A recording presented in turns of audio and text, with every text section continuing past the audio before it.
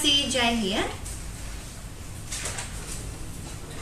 Okay, and what's 2 millimeters away from the yeah, so we're going to draw a little point. Oh, let's make it a little bit, say 2 millimeters here and about 2 millimeters there.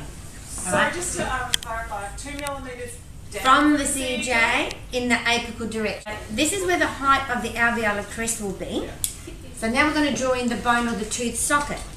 So we know that that's the height there, and then we're going to bring that bone to represent almost a very thin, less than 1 millimeter gap for the periodontal ligament.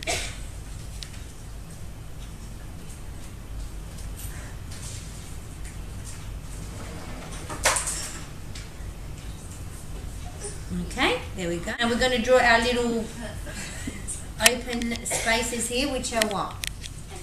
Cancellous bone. It's a spongy bone.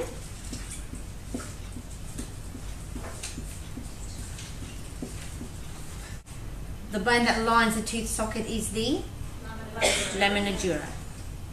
So there's our lamina dura. And this is the alveolar what? Crest.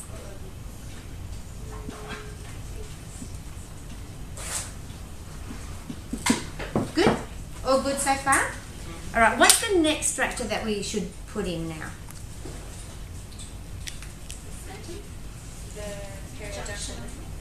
No? The junction epithelium is the next structure that we need to put in, and that sort of sits just around the area here of the CJ again. Okay, so there's our junctional epithelium. Now if you want, now is the time to draw in the cementum. Don't do it beforehand, because then people start getting confused about how many layers of structures there are. So once we've got that clear in our head, we can now draw another line on the inside of the root surface here.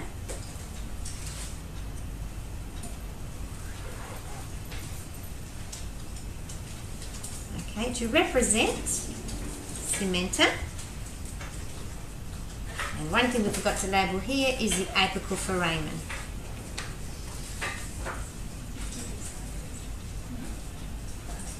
Okay, so now that we've got a junction epithelium, we need to draw, I guess, the gingival margin and the sulcular epithelium.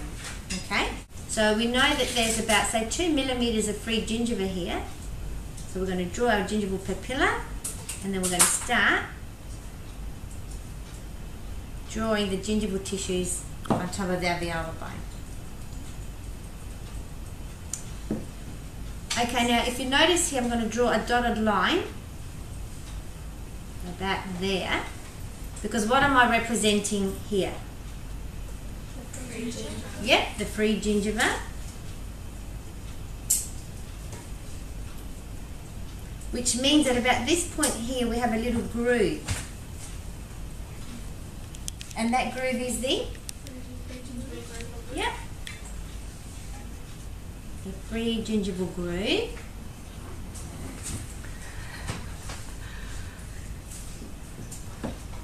Okay, now we have to draw in our mucogingival junction. Okay, so if you remember from yesterday, whereabouts are we going to put that? Now we did talk about the fact that attached gingiva can vary quite dramatically amongst different individuals. So for the purpose of our diagram drawing, where are we going to put the mucogingival junction, do you remember? Alright, so the top third of the tooth, which is about there. Okay, so at this point here, we're going to place in our mucogingival junction. Which means now that from this dotted line here to this dotted line here, we have what? Yeah?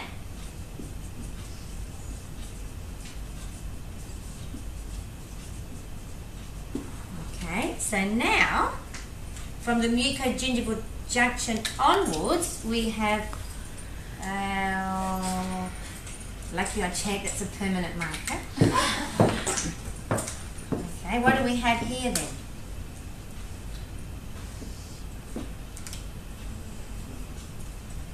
If that's a mucogingival junction, that's our alveolar mucosa. Okay, so now I'm going to draw the different epithelial layers in, okay? So we know what type of epithelium do we have lining the sulcus? Sulcular epithelium. So has that got rete ridges? No. Alright, so then we draw a straight line there, and then we start putting in the rete ridges as we approach and cover the oral epithelium. Right? So this point here then is your oral epithelium. This one here is your sulcular epithelium.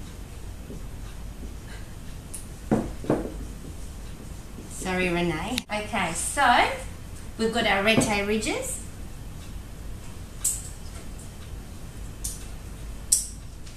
And then at the mucogingival junction, the epithelium then becomes lining mucosa. So we get that sort of more flattened connective tissue, epithelial tissue interface. All good?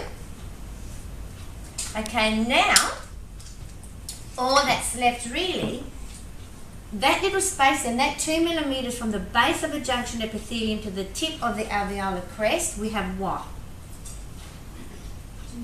Gingival fibres, that's right. So they come off in all different directions.